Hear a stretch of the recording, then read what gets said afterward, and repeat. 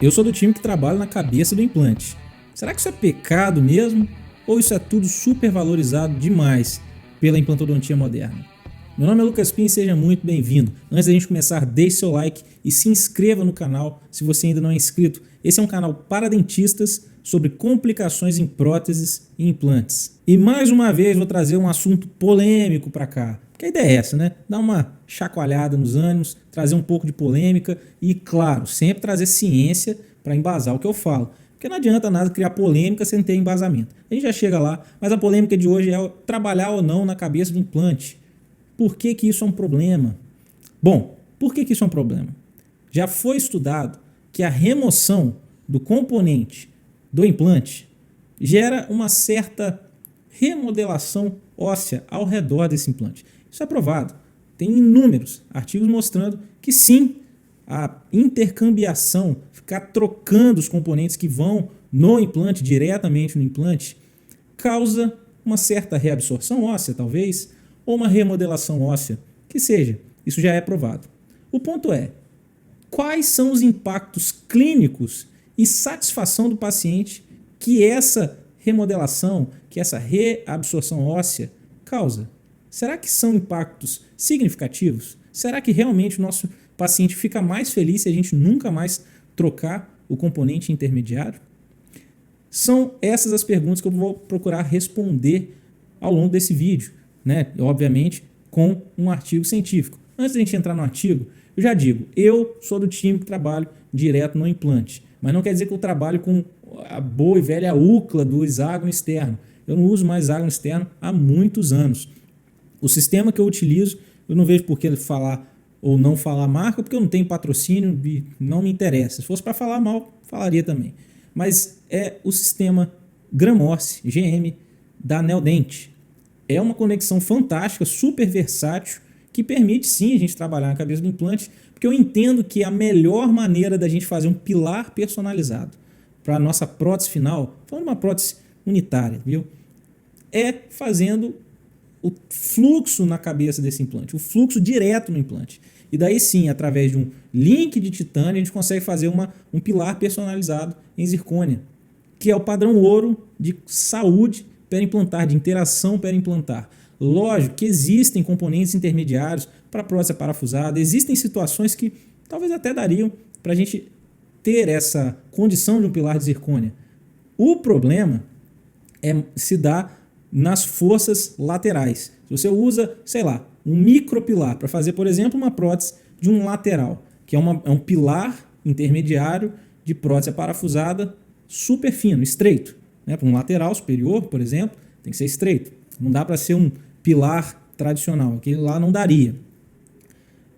O parafuso que conecta a prótese ao micropilar é minúsculo. Eu não sei até que ponto ele aguentaria forças laterais com eficiência. Então vale mais você utilizar a própria conexão do implante, que teve uma grande engenharia por trás dela para aguentar forças laterais, principalmente porque a Neodent apostou muito em componentes angulados, então força lateral para o sistema GM direto no implante, tá? É muito bem absorvida. Logo você tem uma base de titânio que está conectada direto no implante, toda a sua prótese, todo o seu sistema daquela prótese unitária está direto no implante. Eu entendo que tem a melhor resistência, melhor distribuição de cargas. Mas para isso você precisa trabalhar no implante, direto no implante. Tem que fazer um provisório direto no implante, moldar direto no implante. Todo o fluxo se dá direto no implante. Então isso vai contra o que muito a própria Neodent defendeu em todo o seu sistema Cone-Morse, o sistema CM, que a ideia era você colocar um pilar e não tirar mais. Nasceu da Ankylos, né? Que inclusive nem tinha index. Você colocava uma vez, se você tirasse e colocasse de novo, dificilmente voltava para a mesma posição.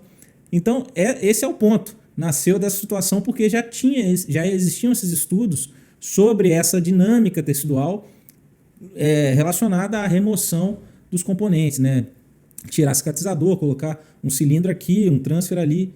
Então, por muito tempo, se defendeu essa filosofia de colocou um componente, não tira nunca mais. Só que ao mesmo tempo existem os implantes corpo único, né? Existem os implantes corpo único, existem os implantes tissue level da Straumann, que é meio que corpo único também.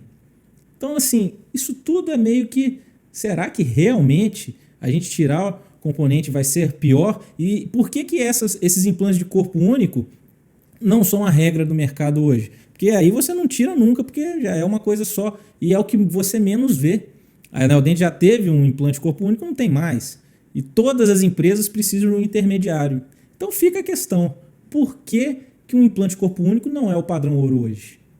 Tá? Então, hoje, no vídeo de hoje, eu quero trazer essa polêmica de trabalhar direto no implante e remover mesmo o intermediário protético e mostrar que isso não necessariamente é um problema.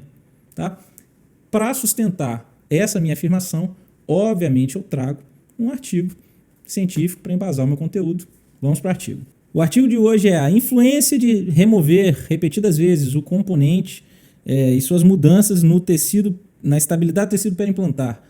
3 anos de resultados pós-carregamento de um estudo controlado, randomizado, multicêntrico. Tá, é o seguinte, vamos lá.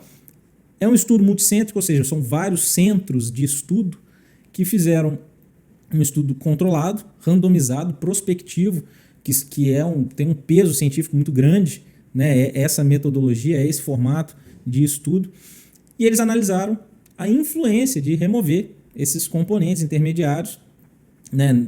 Eu vou passar pelos critérios dele. Uma avaliação 3 anos após essa sequência de remoção e reinserção dos componentes. Sobre isso que a gente vai falar no artigo de hoje. Mas antes, se você quiser fazer a leitura desse artigo, é muito simples. Basta você entrar no meu canal do Telegram. O link de acesso está na descrição desse vídeo. Lá no meu canal do Telegram você vai encontrar uma pasta com todos os meus artigos. Esse e todos os outros que eu utilizei para gravar os vídeos aqui no meu canal. Então vamos para o artigo. Isso aqui é um artigo bem extenso, tá? Não vou ficar passando passo a passo da metodologia, critérios de inclusão, de exclusão de paciente. Vou passar rapidamente sobre algumas características cirúrgicas. Uma delas foi a posição do implante e o tipo de implante. O implante é um implante do tipo Conimorse, inclusive é um implante da Ankylos, e esses implantes precisavam estar posicionados da plataforma 1 milímetro subcrestal, ou seja, 1 milímetro abaixo, né, da parede palatina. Então, os implantes não estavam a nível ósseo, estavam levemente enterrados, porque a gente sabe quando você pega um implante Conimorse e enterra ele tende a formar osso por cima da plataforma. Lógico, você deixa ele no nível, não vai formar osso em cima.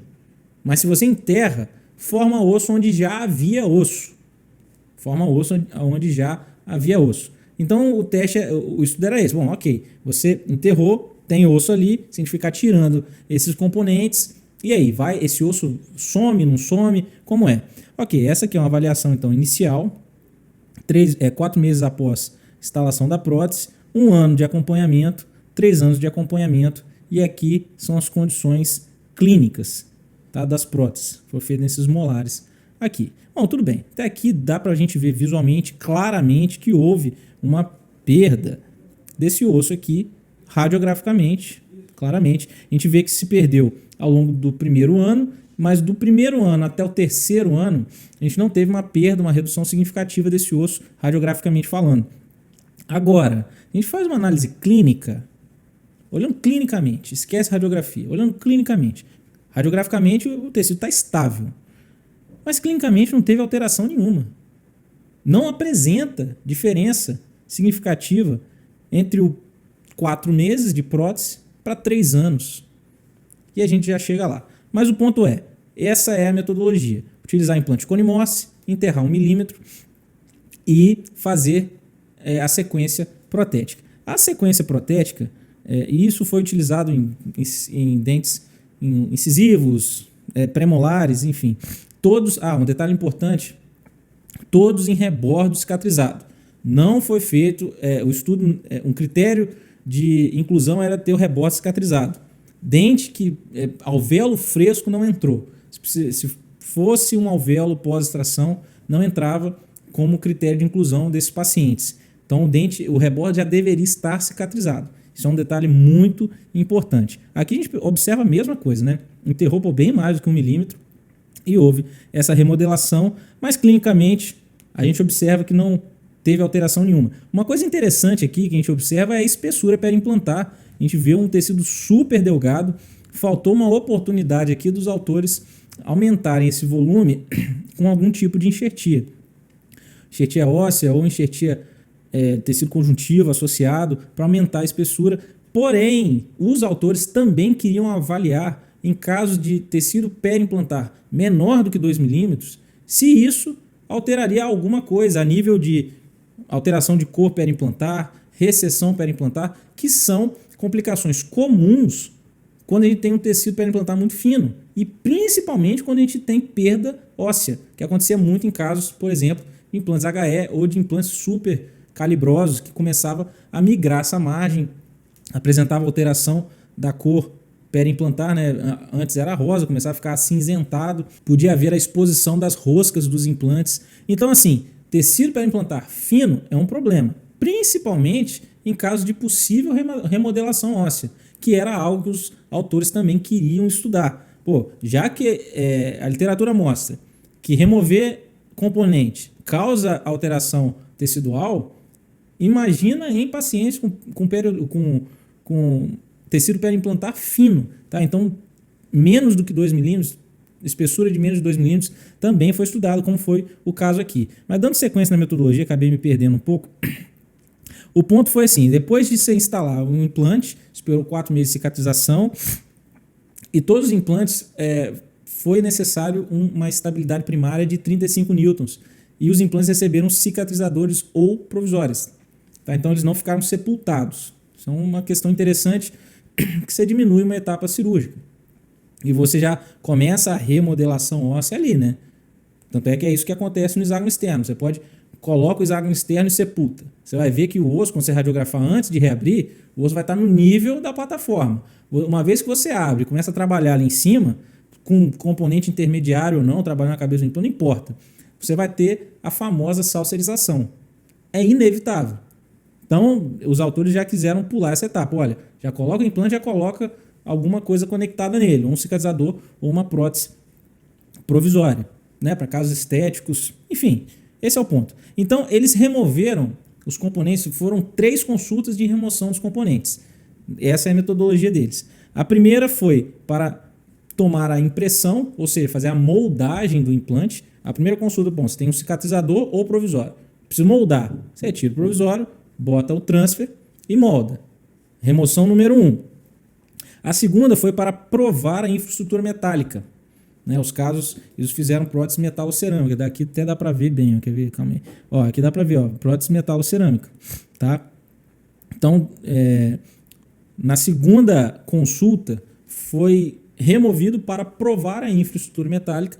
E a terceira e última remoção foi para remover, né, a provisória ou o cicatrizador e instalar a peça final em cerâmica sobre implante. A definitiva, não gosto desse termo. A peça final, a restauração final. Então essas foram as 3 situações nas quais os autores removeram os componentes intermediários, os componentes direto no implante. 3. Eu tiro 2. Eu só tiro para moldar e eu só tiro para instalar a peça final. Essa segunda etapa de prova eu não faço na grande maioria dos casos. Mas tudo bem, foram 3 vezes. Ótimo, temos uma de crédito, né? Uma de bônus. E junto nessa metodologia desse artigo tiveram outras considerações que foi inclusive a percepção dos candidatos que receberam o trabalho e a sua satisfação. Então não foi avaliado apenas a remodelação óssea. Eles estavam querendo fazer essa relação de perda nessa alteração tecidual versus importância. Porque tudo que se tem na literatura, olha, eu fiquei muito tempo pesquisando isso. Eu, sei lá, baixei uns 30 artigos. Tudo que eu achei era estudo em cães, estudo histológico, radiográfico, vou voltar aqui. Pô, todos mostram que perde. Todos. Mas nenhum relaciona essa remodelação com satisfação do paciente ou com relevância clínica. Existe impacto clínico em fazer essa intercambiação de componentes? Essa pergunta é que todo mundo quer saber. Porque sim, se remodelou ali meio milímetro, 1 milímetro, mas não causou nenhum tipo de impacto clínico, qual é o problema? Qual é o problema? E aqui a gente tem a tabela dos resultados, tá? De todas as condições avaliadas pelo grupo. Então, pacientes que refizeram próteses, teve um centro aqui que 5 de 17. Eu não sei o que aconteceu com esse centro aqui, eles tiveram vários problemas, né? Teve um aqui que não teve problema nenhum. Mas, enfim, aí varia muito do operador. Isso foi interessante, porque um estudo multicêntrico vai avaliar diferentes profissionais trabalhando com diferentes pacientes, diferentes controles por mais que eles devem ter passado por algum treinamento para calibrar, não vi aqui no artigo, mas enfim, é interessante mostrar porque assim, olha a quantidade de profissionais que a gente tem espalhado. Então, cada um trabalha de um jeito, tá? E aqui mostra claramente, foram 4 centros avaliados que tem suas... Um centro teve um pouquinho mais de complicação, outro centro teve menos, mas que no final das contas eles mostram que isso não teve grandes impactos. Mas vamos lá. Então a gente teve falha de implante, falha de prótese, número de complicações. Esse centro aqui teve um pouco mais, né? 4 complicações gerais, esse aqui perdeu um implante. Pink Static Score, que é eu tenho até um artigo sobre isso. Estou pensando em trazer ele para cá, mas é um artigo meio técnico. Ele funciona mais para quem faz análises estéticas em outros artigos. Mas basicamente é uma tabela para você pontuar a estética rosa daquele caso, por dente. E o número máximo é 14. Você vê que tem um número alto aqui, 11, 12, 10 e 12. E isso 3 anos depois, tá? São para todos os pacientes, foi um número total de 73 pacientes. Foram 100 e tantos implantes avaliados. E 3 anos depois a gente tem uma condição para implantar muito satisfatória. Recessão para implantar na vestibular. Tivemos números positivos e negativos. Números positivos foi que realmente teve a recessão. 0,1 milímetro. Teve ganho, 0,43, 0,46, 0,24. Isso, assim, é recessão periimplantar, não tem a ver com osso. Mas você vê que tem números satisfatórios. Teve caso de ganho de tecido. Quando você faz um bom manejo de perfil de emergência, você muitas vezes até consegue ganhos de tecido periimplantar. E aqui vem uma parte interessante. Satisfação do paciente na função, satisfação do paciente na estética, tá? Tivemos muito bom, aí tá aqui, muito satisfeito, satisfeito e indeterminado. Tivemos, muito satisfeitos dos 18, dos 17, dos 19, foi 17, 1 e 1, ou seja, muito satisfeito, 1 satisfeito e 1 incerto, e isso para função, tá? Do outro, muito satisfeito e satisfeito. Agora, para estética, praticamente todos ficaram muito satisfeitos e nesse grupo aqui 3 ficaram satisfeitos. E teve uma pergunta no questionário se os pacientes estariam dispostos a refazer o tratamento. E todos responderam 100%. Ou seja, todos estavam satisfeitos no fim das contas, né? Todos estavam satisfeitos. Teve que tirar, colocar e... não, mas é porque remover componente dói. Dói quando você coloca muito profundo, quando você não cuida bem daquele tecido para implantar. Trabalhar na cabeça do implante tem que trabalhar bem feito.